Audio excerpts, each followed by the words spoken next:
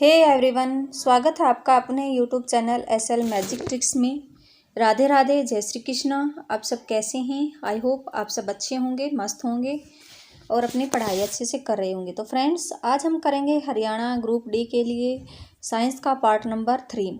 मैंने part 2 upload, 2 part हैं वो अपलोड कर दिए हैं, आप चैनल पे विजिट करके देख सकते हैं। और इससे पहले हमने साइंस के 2 पार्ट कर लिए हैं। आज हम करेंगे कुछ और इम्पोर्टेंट क्वेश्चन जो कि एसएससी ने ग्रुप डी में पूछे हैं साइंस के, और सभी इम्पोर्टेंट रहेंगे। और यहाँ से रिलेटेड फैक्ट भी मैं आपको बताऊंगी ताकि इससे आसपास कोई क्वेश्चन बनता है तो आपका ठीक हो। तो चलिए शुरू करते हैं। फर्स्ट क्वेश्चन है कि पुरुषों में गुणसूत्रों का निम्नलिखित में से कौन सा संयोजन पाया जाता है। तो ये क्वेश्चन पूछ लिया गया एसएससी ने। ये सभी जो क्वेश्चन है मैंने पेपर की कटिंग से लिए हैं और प्रीवियस ईयर हैं। तो यहाँ पे पूछा है कि कौन सा संयोजन पाया जाता है क्रोमोसोम का। तो क्रोमोसोम का जो संयोजन पाया जाता है किसमें पूछा है? पुरुषों में। तो हमें पता है मेल और फीमेल दोनों में क्रोमोसोम के संयोजन कौन कौन से होते हैं। फीमेल में XX होता है और मेल में होता है XY। इसका जो फीमेल का X मेल के X के साथ मिलता है तो गर्ल्स का प्रोडक्शन होता है, मतलब गर्ल्स होती है। अगर फीमेल्स का X मेल्स के Y के साथ जाता है तो किस बॉयज पैदा होता है, ये आपको पता होगा। तो इसमें पूछा कि पुरुषों में कौन सा संयोजन होता है। तो पुरुषों में XY होता है और फीमेल में XX होता है, ये आपको याद रखना। ऑप्शन नंबर C सही हो जाएगा।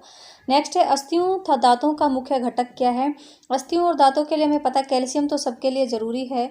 तो कैल्शियम के साथ कौन सा घटक रहेगा मुख्य? तो इसमें कैल्शियम कार्बोनेट रहेगा, फास्फेट रहेगा, सल्फेट रहेगा, नाइट्रेट रहेगा। तो इसमें कैल्शियम फास्फेट हो जाएगा, ये आपको याद रखना है। कैल्शियम फास्फेट हमारी अस्थियों और दांतों के लिए मुख्य घटक है। नेक्स्ट क्वेश्चन है सूर्य स्नान के माध्यम से मानव शरीर को किस विटामिन की प्राप्ति होती है।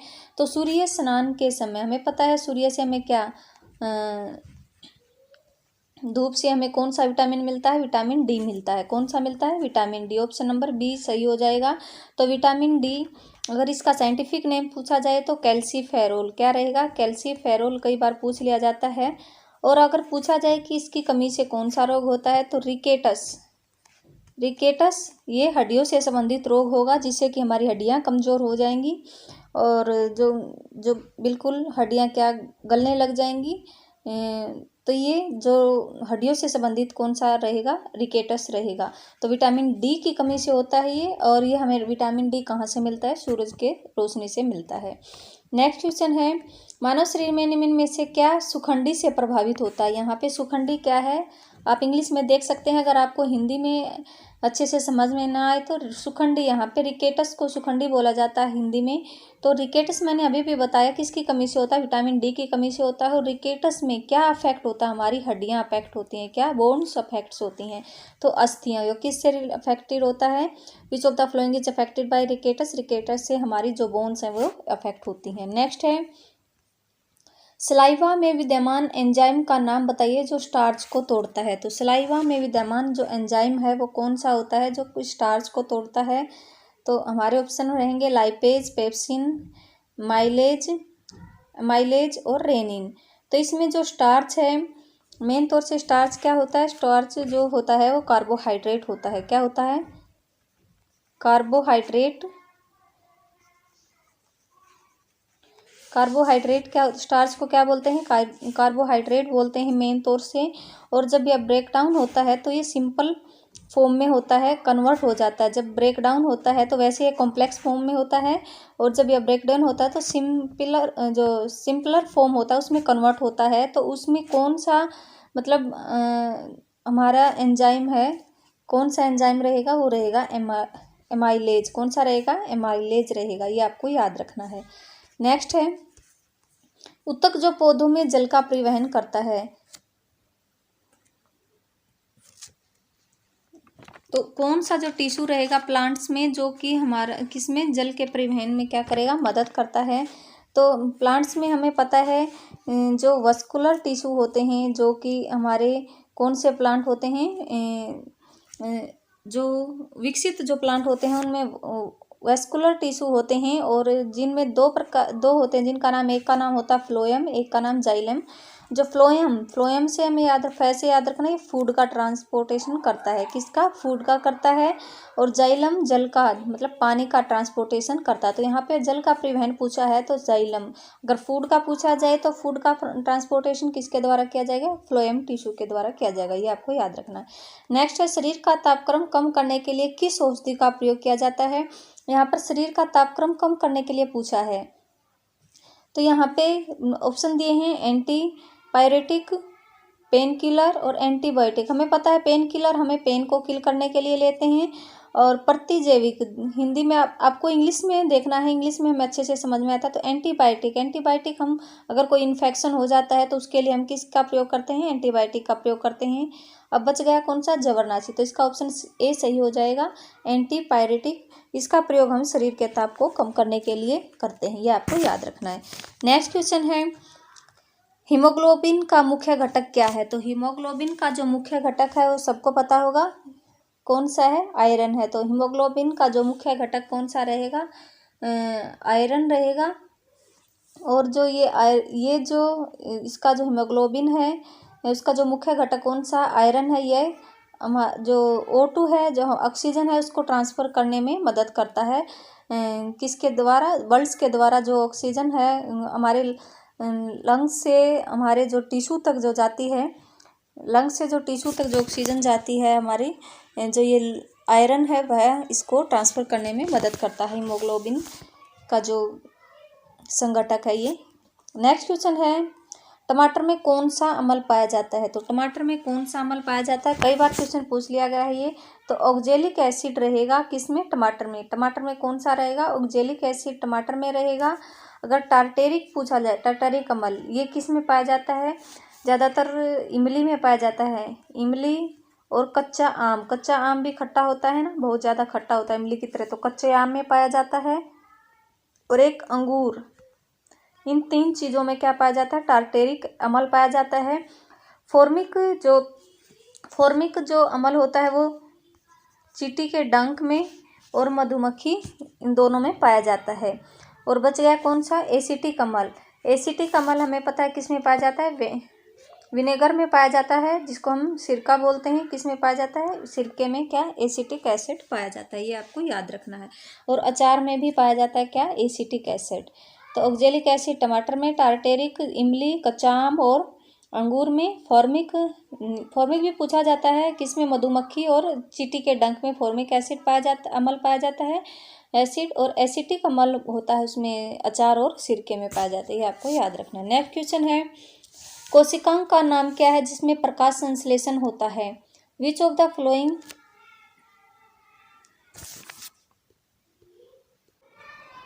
Cell organelles helps in photosynthesis? तो इसमें हमारा जो कोशिकांग है वो कौन सा हेल्प करता है प्रकाश संश्लेषण में? तो इसमें ऑप्शन दिए हैं लुकोप्लास्ट, क्लोरोप्लास्ट और क्रोमोप्लास्ट।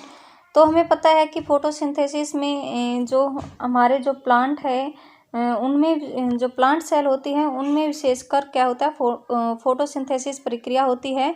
और इसमें जो प्लांट सेल के अंदर ही एक स्पेशल सेल ऑर्गेनेलिज होती है, जिसे हम क्या कहते हैं? प्लास्टिड कहते हैं। क्या? प्लास्टिड, जिसे हम प्लास्टिड बोलते हैं।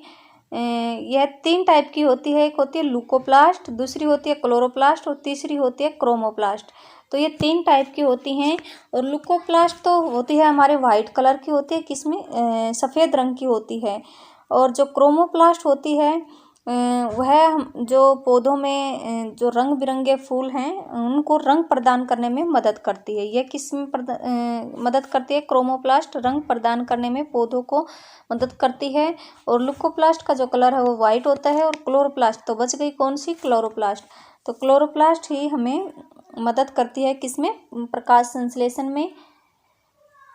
इसमें क्लोरोफिल नामक पदार्थ पाया जाता है जो कि प्रकाश संश्लेषण में मदद करता है, ये आपको याद रखना है। नेक्स्ट क्वेश्चन है, मानव शरीर में सबसे बड़ी धमनी कौन सी होती है? मानव शरीर में सबसे बड़ी धमनी कौन सी होती है?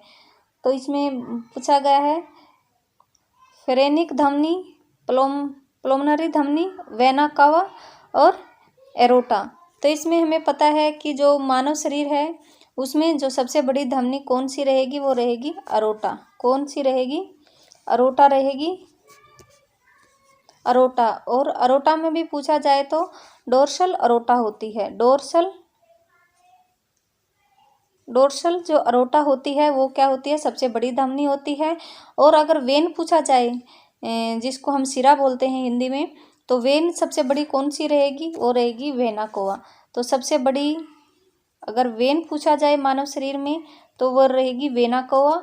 अगर सबसे बड़ी आर्टरी पूछा जाए तो वो रहेगी अरोटा। और अरोटा में भी डोर्सल अरोटा सबसे बड़ी धमनी होती है मानव शरीर में, ये आपको याद रखना है। नेक्स्ट क्वेश्चन है, डायलिसिस प्रक्रिया में कौन सी प्रक्रिया शामिल होती है? तो डायलिसिस प्रक्रिया हमें कौन सी प्रक्रिया शामिल होती है, तो आपको बताना है। डायलिसिस प्रक्रिया कब होती है? जब किसी भी व्यक्ति की जो किडनी है वो डैमेज हो जाती है। जब किसी भी व्यक्ति की जो किडनी है वो डैमेज हो जाती है और हम उसके लिए आर्टिफिशियल किडनी लगाते हैं उसके शरीर में, किस लिए? ब्लड को फिल्टर करने के लिए। तो जो ब्लड से जो हमारे जो अनावश्यक पदार्थ हैं उनको निकालने के लिए जो इसके शरीर में आर्टिफिशियल किडनी लगाई जाती है, तो उस प्रक्रिया में जो ब्लड को फिल्टर करने में मदद करने वाली जो प्रक्रिया होती है, जो ब्लड को फिल्टर करते हैं, उसको डायलिसिस प्रक्रिया बोला जाता है। और इसमें जो प्रक्रिया शामिल होती है वो होती है ओस्मोसिस। कौन सी? ओस्मोसिस प्रक्रिया शामिल होती है जो ब्लड को फिल्टर करने में मदद करती है। आई होप आपको समझ में आया होगा। जो ब्लड को फिल्टर करने में मदद करती है कौन सी प्रक्रिया रहेगी? वो ओस्मोसिस रहेगी, जिससे कि ब्लड में जो भी अनावश्यक पदार्थ हैं इसके थ्रू निकाले जाते हैं। नेक्स्ट, और इसमें हमारे जो किडनी है उसकी जो सबसे छोटी यूनिट पूछा जाए तो वो होती है नेफ्रॉन। क्या होती है? नेफ्रॉन किडनी की सबसे छोटी यूनिट होती है। नेक्स्ट क्वेश्चन, आई होप आपको क्लियर हो गया हो। नेक्स्ट क्वेश्चन मैं थोड़ी जल्दी जल्दी करवा रही हूँ क्योंकि नहीं तो वीडियो लंबी हो जाती है, जिससे फिर मुझे अपलोड करने में दिक्कत होती है। कोशिकांग जो प्रोटीन संश्लेषण में शामिल होता है, तो which cell organelles help in protein synthesis. तो इसमें जो कोशिकांग प्रोटीन संश्लेषण में, प्रोटीनियर सिंथेसिस में कौन सा कोशिकांग हमारा शामिल होता है, इसमें पूछा है। तो हमें पता है कि राइबोसोम किस में होते हैं? हमारे जो प्रोटीन बनाने में मदद करते हैं। तो राइबोसोम, न्यूक्लिक एसिड्स, माइटोकॉन्ड्रिया और क्लोरोफिल। तो इनमें कौन सा जो प्रोटीन संश्लेषण में शामिल होता है ये आपको बताना है। तो ये प्लांट से रिलेटेड रहेगा। तो प्रोटीन संश्लेषण में रहेगा क्लोरोफिल। कौन सा रहेगा? क्लोरोफिल रहेगा प्लांट्स में। और ह्यूमन बॉडी में प्रोटीन जो सिंथेसिस किया जाता है वो राइबोसोम के द्वारा किया जाता है, ये आपको याद रखना है। तो जो प्लांट से रिलेटेड रहेगा वो क्लोरोफिल रहेगा, जो कि प्रोटीन संश्लेषण में शामिल होता है, ये आपको याद रखना है। माइटोकॉन्ड्रिया में इसमें ऊर्जा सिंथेसिस होती है, ये ऊर्जा का उत्पादन करता है, जो कि एटीपी के रूप में हमारे शरीर में ऊर्जा उत्पन्न होती है। इसीलिए इसे क्या कहा जाता है? कोशिका का ऊर्जा घर कहते हैं। नेक्स्ट है, आई होप आपको ये क्वेश्चन क्लियर हो गया होगा। प्लांट्स में जो प्रोटीन संश्लेषण है वो क्लोरोफिल के द्वारा किया जाता है। अगर ह्यूमन्स बॉडी में पूछा जाए तो वो राइबोसोम के द्वारा जो प्रोटीन सिंथेसिस किया जाता है, ये आपको याद रखना है। नेक्स्ट है, श्वसन की प्रक्रिया के दौरान उत्पन्न होने वाला ऊर्जा समृद्ध यौगिक है। तो इसमें जो श्वसन की प्रक्रिया है उसके द्वारा उत्पन्न होने वाला समृद्ध यौगिक है, तो मैंने अभी अभी आपको बताया था। जो हमारे जो ऊर्जा, कोशिका का ऊर्जा घर किसको कहा जाता है? माइटोकॉन्ड्रिया को कहा जाता है। इसमें जो ऊर्जा बनती है वो एटीपी के फॉर्म में बनती है। एटीपी के फॉर्म में इसमें एटीपी बनते हैं, जिनसे हमें ऊर्जा मिलती है। और ऊर्जा, इसीलिए इसको क्या कहा जाता है? कोशिका का ऊर्जा घर कहा जाता है। तो इसका राइट आंसर हो जाएगा एटीपी। क्या हो जाएगा? एटीपी। तो इसका राइट आंसर क्या हो जाएगा? एटीपी। अगर इसकी फुल फॉर्म पूछी जाए तो एडिनोसिन ट्राइफॉस्फेट इसकी फुल फॉर्म रहेगी। ये भी कई बार पूछी जाती है एग्जाम में। नेक्स्ट क्वेश्चन है, रिफ्लेक्स चाप कहाँ निर्मित होती है? तो रिफ्लेक्स चाप कहाँ निर्मित होती है? सबसे पहले तो रिफ्लेक्स चाप क्या होती है? जो हमारी सडन एक्शन होती है, अचानक से कोई भी क्रिया करते हैं हम, सडन एक्शन, उसको रिफ्लेक्स चाप कहते हैं। तो जो सडन एक्शन, जैसे कि कोई शेर आ जाता है हमारे आगे अचानक से, तो उसके टाइम पे हमारे शरीर के द्वारा जो सडन एक्शन होती है, जैसे भाग, या तो हम भागते हैं उसको देखते ही, या फिर कहीं पे पेड़ पे चढ़ जाते हैं, तो ये जो सडन एक्शन होती है उसको रिफ्लेक्स आप कहते हैं। और ये कहाँ पे निर्मित होती है? मस्तिष्क में। हमें पता कंधे से है तो इसका कोई रिलेशन नहीं होगा, पेट से भी कोई रिलेशन नहीं है, तो ये मस्तिष्क या स्पिनल कॉर्ड, तो ये रहेगी मेरुरज्जु में। ये आपको याद रखना है। मस्तिष्क से, वैसे आप मस्तिष्क से आंसर लगा सकते हो, लेकिन कंफ्यूज होके, लेकिन ये जो निर्मित होती है, ये होती है मेरुरज्जु में, स्पिनल कॉर्ड में। ये आपको याद रखना है। नेक्स्ट है, कोशिका में कौन सा कोशिकांग वायवीय श्वसन द्वारा ऊर्जा के उत्पादन से संबंधित है? तो इसमें पूछा है कि कोशिका में कौन सा कोशिकांग वायवीय श्वसन द्वारा ऊर्जा के उत्पादन से संबंधित है? तो which parts of cells help in energy production with the help of oxygen in respiration. तो इसमें पूछा है कि वायवीय श्वसन द्वारा ऊर्जा के उत्पादन से संबंधित है राइबोसोम। तो मैंने इससे पहले ये क्वेश्चन हो गया हमारा। तो जो एनर्जी जो सिंथेसिस करता है वो कौन करता है? माइटोकॉन्ड्रिया में हमारी जो एनर्जी है वो सिंथेसिस होती है। और ये किस फॉर्म में होती है? एटीपी की फॉर्म में होती है। मैंने अभी इससे पहले बताया आपको, और इसीलिए इसको क्या कहा जाता है? पावर हाउस ऑफ सेल बोला जाता है। और रही बात राइबोसोम की, राइबोसोम किस में हेल्प करते हैं? इसको प्रोटीन फैक्ट्री बोला जाता है। ये प्रोटीन को सिंथेसिस करने में मदद करते हैं। और अगर ये पूछा जाए कि राइबोसोम कहाँ, खुद ये कहाँ बनते हैं, तो ये केंद्रिका में बनते हैं। ये बनते हैं न्यूक्लियस में ये बनते हैं। और ये पूछा जाए न्यूक्लियोलस कहाँ पे बनता है, तो ये बनता है न्यूक्लियस में। ये आपको याद रखना है, आपस में रिलेटेड चीज़ें हैं।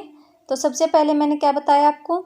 बताया कि जो माइटोकॉन्ड्रिया है उसमें क्या होता है? हमारा वायवीय श्वसन होता है। इससे हमें ऊर्जा प्राप्त होती है एटीपी के फॉर्म में, इसलिए इसको कोशिका का क्या पावर हाउस बोला जाता है। और राइबोसोम क्या प्रोटीन बनाते हैं हमारे, और प्रोटीन ये खुद कहाँ पे बनते हैं? ये न्यूक्लियस में बनते हैं। और न्यूक्लियस कहाँ पे बनता है? न्यूक्लियस में बनता है। ये आपको याद रखना है। नेक्स्ट क्वेश्चन है, मानव में किडनी की functional unit of kidney in human is. तो फंक्शनल यूनिट पूछी है इसमें किडनी की, तो कौन सी रहेगी? मूत्राशय, मूत्रवाहिनी, किडनी और नेफ्रॉन। तो इसमें आपको बताना है कि जो फंक्शनल यूनिट ऑफ किडनी की कौन सी रहेगी। तो रहेगी, मैंने इससे पहले आपको बता दिया कौन सी रहेगी, नेफ्रॉन रहेगी जो फंक्शनल यूनिट, और सबसे छोटी यूनिट भी यही रहेगी। अगर स्मॉलेस्ट यूनिट भी पूछा जाए तो कौन सी रहेगी? नेफ्रॉन ही रहेगी। किडनी की स्मॉलेस्ट यूनिट भी नेफ्रॉन रहेगी और फंक्शनल यूनिट भी नेफ्रॉन रहेगी। अगर ये संख्या में पूछे जाए तो ये मिलियंस में होती हैं। किस में? मिलियंस में होती हैं संख्या में, एक किडनी में। और ये किस में मदद करती हैं? ये ब्लड को फिल्टर करने में मदद करती हैं। ब्लड फिल्ट्रेशन में कौन मदद करता है? नेफ्रॉन करता है। ये आपको याद रखना है, जिससे कि हमारे शरीर में जो भी अनावश्यक पदार्थ हैं वो बाहर निकल जाएं। नेक्स्ट क्वेश्चन है, मानव में मुख्य नाइट्रोजनी अपशिष्ट क्या है? तो मुख्य नाइट्रोजनी अपशिष्ट मानव में कौन सा रहेगा? ऑप्शन ए है creatinine, haemoglobin, uric acid, ammonia. तो जो मानव में वो बनता है यूरिक एसिड्स। कई बार आपने सुना भी होगा, यूरिक एसिड्स ज़्यादा बनता है, इसलिए उसको क्या होते हैं, एसिडिक हो, मतलब एसिडिटी हो रखी है, ये हो रखा है। तो ये यूरिक एसिड से पेन भी होता है शरीर में बहुत ज़्यादा। ये यूरिक एसिड ही बनता है जो अपशिष्ट पदार्थ है मानव शरीर में सबसे ज़्यादा। और अगर पूछा जाए कि फिश में कौन सा बनता है, तो फिश में अमोनिया बनता है। कौन सा बनता है? अमोनिया बनता है। ये आपको याद रखना है।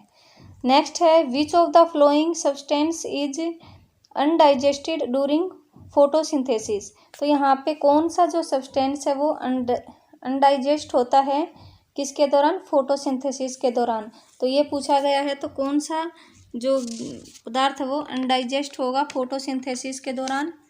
तो इसका जो आंसर कौन सा होगा? कार्बन डाइऑक्साइड, ग्लूकोज, जल, वाटर। तो हमें पता है, तो इसमें कौन सा होएगा? ऑक्सीजन होएगा, क्योंकि कार्बन डाइऑक्साइड की तो जरूरत पड़ती है। ऑप्शन नंबर डी सही हो जाएगा।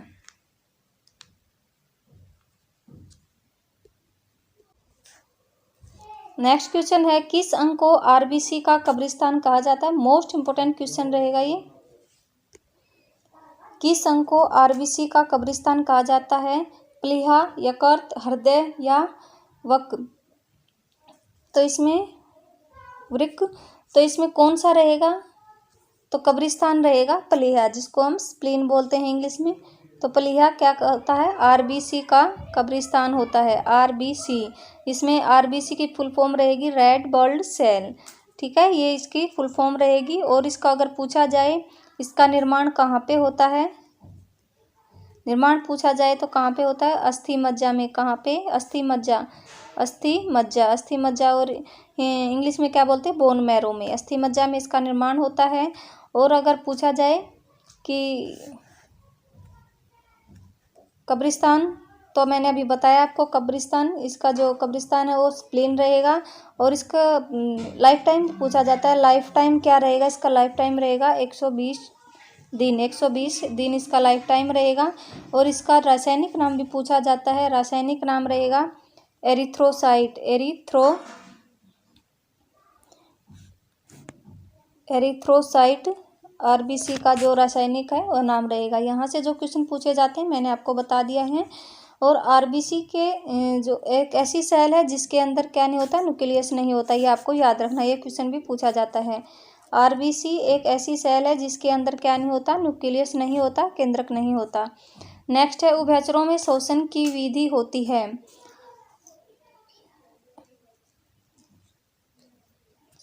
तो उभयचर कौन से होते हैं? हमें पता है उभयचर जो होते हैं वो होते हैं जो पानी में भी रह सकते हैं और अर्थ पे भी रह सकते हैं, जमीन पर भी रह सकते हैं, जैसे कि फ्रॉग है। तो उभयचरों में श्वसन की विधि होती है माउथ, त्वचा या लंग्स, ये आपको बताने हैं। तो ये तीनों चीज़ें होती हैं जो कि उभयचरों में श्वसन, जिनके द्वारा वे सांस लेते हैं। तो माउथ, स्किन और लंग्स, तीनों चीज़ों के द्वारा वे सांस लेते हैं, जो पानी में भी रहते हैं जो जीव, और जो किस में रहते हैं? उसमें ज़मीन पे भी रहते हैं। जैसे कि कौन सा है? फ्रॉग है, क्रोकोडाइल है, ये दोनों का मैंने एग्जाम्पल भी दे दी हैं। और यहाँ पे एक चीज़ और आपको याद रखनी है, जो हमारे उभयचर होते हैं उनमें जो हार्ट चैम्बर होते हैं वो कितने होते हैं? 3 होते हैं। लेकिन इसका एक अपवाद भी है, वो है क्रोकोडाइल। क्रोकोडाइल में 4 चैम्बर होते हैं, जैसे कि मनुष्य में होते हैं 4 चैम्बर हार्ट में, ये आपको याद रखना है। नेक्स्ट है निम्नलिखित में कौन सा एक महिला प्रजनन अंग है? तो यहाँ पे पूछा का महिला जो रिप्रोडक्टिव पार्ट कौन सा रहेगा? तो महिला जो फीमेल रिप्रोडक्टिव पार्ट है वो कौन सा रहेगा? तो स्टमक तो रहेगा ही नहीं, मूत्राशय भी नहीं रहेगा, तो ये ओवरी जो रहेगा वो फीमेल रिप्रोडक्टिव पार्ट रहेगा। और जो टेस्टिस है ये रहेगा मेल प्रोडक्टिव पार्ट, ये आपको याद रखना है। मेल प्रोडक्टिव पार्ट कौन सा रहेगा? टेस्टिस मेल प्रोडक्टिव पार्ट रहेगा और ओवरी फीमेल प्रोडक्टिव पार्ट रहेगा, ये दोनों आपको याद रखने हैं। नेक्स्ट है रक्त वाहिका जिसमें डीऑक्सीजनेटेड रक्त शामिल है। डीऑक्सीजनेटेड रक्त किस में शामिल है? रक्त वाहिका हमारी जो ब्लड वेसल हैं वे स्पेशली 2 टाइप में है, जैसे कि आर्टरी है, इसके स्पेशली 2 टाइप होते हैं। हमारी जो ब्लड सेल होती है आर्टरी और वेन। और जो आर्टरी होती हैं वो ऑक्सीजनेटेड ब्लड को ट्रांसफ़र करती हैं, किसको? ऑक्सीजनेटेड ब्लड को। और जो हमारी वेन होती हैं वो डीऑक्सीजनेटेड जो ब्लड होता है उसको ट्रांसफ़र करती हैं, आपको याद रखना। लेकिन यहाँ पे पूछा ब्लड वेसल जो डीऑक्सीजनेटेड रक्त को शामिल हो, तो इनके 2 अपवाद भी हैं।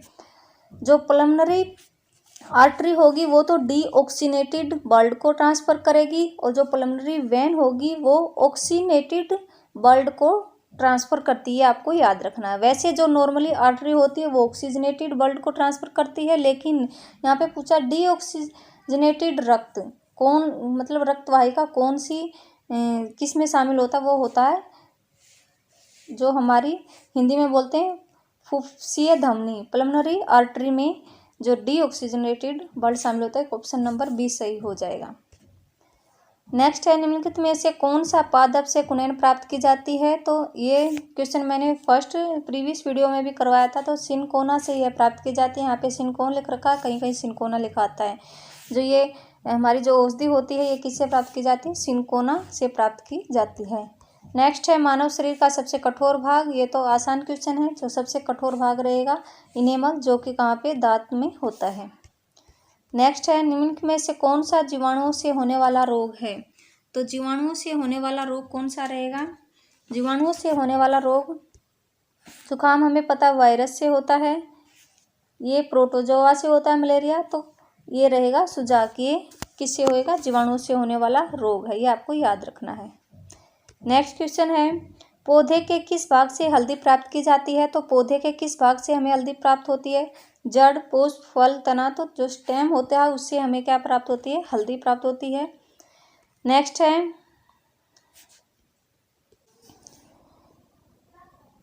Angioplasty is a process to clean the. तो यहाँ पे जो एंजियोप्लास्टी है वो कैसी प्रोसेस है, क्या क्लीन करने की प्रोसेस, ये पूछा गया है। तो पित्त, असोमरी, मस्तिष्क के अर्बुद को, blockage of brain, blockage of artery या ब्लॉकेज ऑफ लंग्स। तो यहाँ पे पूछा है कि जो एंजियोप्लास्टी है वो किसको क्लीन करने की क्या है, एक प्रोसेस है।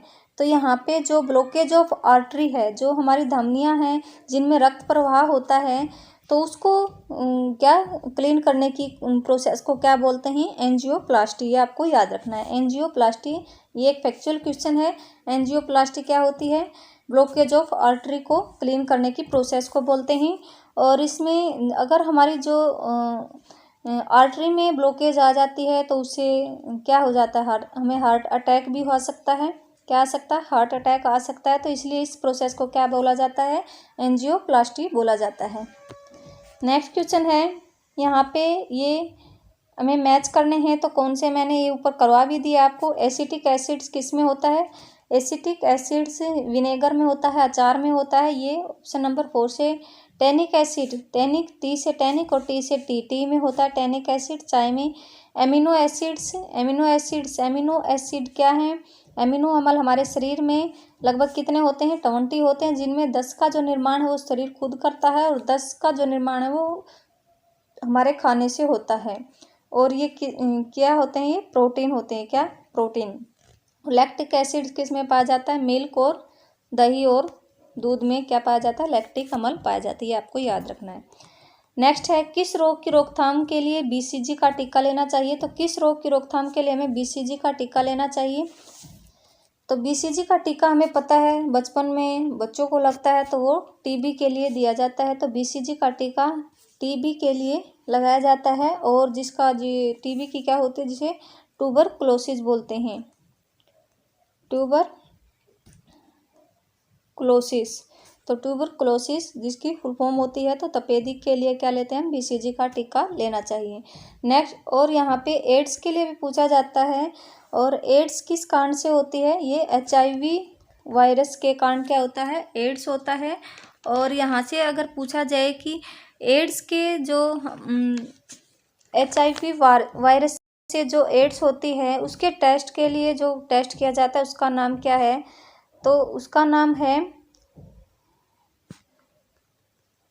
एलिजा। आपको याद रखना है एलिजा टेस्ट। अगर किसी व्यक्ति को एड्स है तो उसको कौन सा टेस्ट कराना पड़ता है, एलिजा टेस्ट करवाना पड़ता है। तो ये किससे संबंधित है, ये एड्स से संबंधित है। ये आपको याद रखना है। नेक्स्ट है सर्वदाता रक्त समूह। तो हमें पता है हमारे शरीर में 4 ब्लड ग्रुप होते हैं। कितने, 4 ब्लड ग्रुप होते हैं, ए, बी, ओ और ए बी। इनमें से जो ओ होता है वो होता है यूनिवर्सल डोनर। और जो यूनिवर्सल एक्सेप्टर्स होता है वो कौन सा होता है, वो ए बी होता है। तो यूनिवर्सल डोनर कौन सा हो जाएगा, ओ हो जाएगा। ऑप्शन नंबर सी सही हो जाएगा। नेक्स्ट क्वेश्चन है रिकेटस बीमारी किसके अभाव से होती है। ये ऊपर हो गया है क्वेश्चन, मैंने आपको करवा भी दिया है। अगर आया नहीं है तो ये किसकी कमी से होते हैं, विटामिन डी की कमी से कौन सी बीमारी होती है, रिकेटस होती है। और इसका मैंने रासायनिक नाम भी बताया था आपको, क्या रहेगा, कैल्सीफेरोल। कैल्सीफेरोल इसका रासायनिक नाम रहेगा।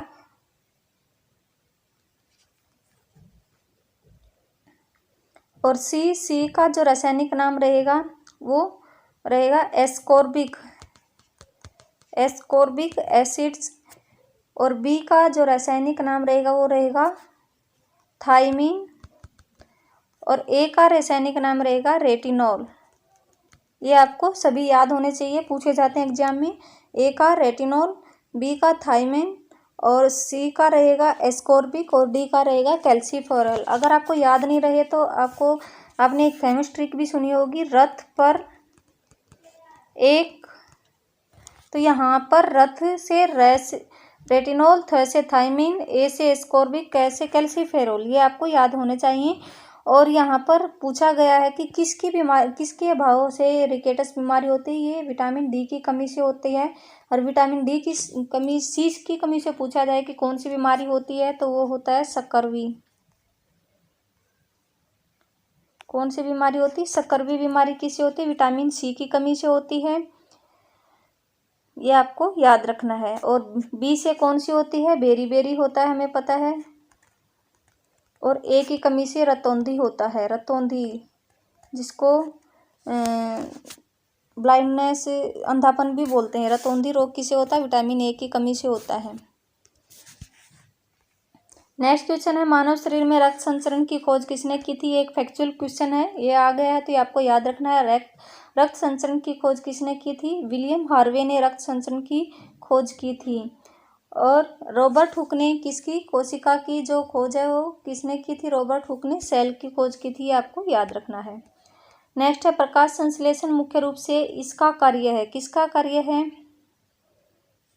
प्रकाश संश्लेषण मुख्य रूप से किसका कार्य है? जो हरे पत्तेदार फूल होते हैं उनमें ही क्या होता है? प्रकाश संश्लेषण होता है। तो पत्ते का जो कार्य है वो क्या है? प्रकाश संश्लेषण है। नेक्स्ट क्वेश्चन है, पानी में रखे गए कोशिका का परासरणी ऑस्मेटिक विस्तरण मुख्य रूप से इसके द्वारा नियंत्रित किया जाता है। तो यहाँ पे पूछा गया, पानी में रखे कोशिका का परासरणी ऑस्मेटिक विस्तरण मुख्य रूप से किसके द्वारा नियंत्रित किया जाता है? तो यहाँ पे राइबोसोम है। ये तो होगा नहीं क्योंकि ये प्रोटीन सिंथेसिस में मदद करता है। और माइटोकॉन्ड्रिया, इसमें क्या ऊर्जा घर है, ये ऊर्जा प्रोडक्शन में मदद करता है। एटीपी के रूप में इसमें ऊर्जा बनती है। प्लास्टिड मैंने ऊपर बताया था, ये पौधों में प्लास्टिड, तो ये किससे? प्लांट से रिलेटेड है, लेकिन ये जल से रिलेटेड नहीं है। नेक्स्ट है, ये हो जाएगा right answer option number D, vacuoles. Vacuoles क्या करता है? ये करता है कोशिका का परासरणी विस्तरण में, मुख्य रूप से इसके द्वारा नियंत्रित किया जाता है, ये आपको याद रखना है। और प्लास्टिक, इसके जो प्लास्टिड से क्या होता है? प्रकाश संश्लेषण होता है, हमें पता है, मैंने ऊपर भी करवाया था आपको। इसके 3 पार्ट होते हैं, क्लोरोप्लास्ट, वो मैंने करवाए थे। और इसमें क्या होता है? क्लोरोफिल नामक क्या पाया जाता है? पदार्थ पाया जाता है, ये आपको याद रखना। एलिमेंट होता है जो कि प्रकाश संश्लेषण में मदद करता है, प्लास्टिड में। नेक्स्ट है, स्तनधारियों में मस्तिष्क का सबसे विकसित अंग जिससे कि आदमी प्रजनन कर सकता है, मशीनों का आविष्कार कर सकता है, भाषा और कला को भी प्रस्तुत करता है।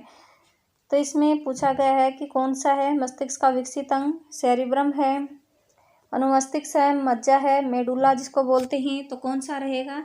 इसमें जो आंसर रहेगा वो रहेगा हमारा सेरिब्रम, जो कि इसी के द्वारा ये सभी क्रियाएं नियंत्रित की जाती हैं। कौन कौन सी क्रियाएं आप याद रखना है? सबसे पहला तो है कि आदमी प्रजनन कर सकता है, मशीनों का आविष्कार कर सकता है, भाषा और कला को प्रस्तुत करता है, किसके द्वारा? सेरिब्रम के द्वारा। ऑप्शन नंबर ए सही हो जाएगा। और ये अनुमस्तिष्क से हमें पता चलता है कि हमारी जो बॉडी है, बॉडी का जो पोस्चर है वो किस पोस्चर में खड़े है, ये इन सब क्रियाओं को नियंत्रित करता है। मेडुला से बॉडी की जो रिएक्शन होती है उसको ये क्या करता है? डिसाइड करता है कि बॉडी कोई भी मतलब रिएक्शन है वो कैसे बॉडी देगी, तो वो किसके द्वारा होती है? मेडुला के द्वारा होती है। ये थे कुछ इंपॉर्टेंट क्वेश्चन। अगर आपको अच्छे लगे हैं तो प्लीज़ लाइक करें और चैनल को सब्सक्राइब करें। मिलते हैं नेक्स्ट वीडियो में। थैंक यू सो मच, क्योंकि वीडियो बहुत लंबी हो गई है, फिर अपलोड नहीं होगी।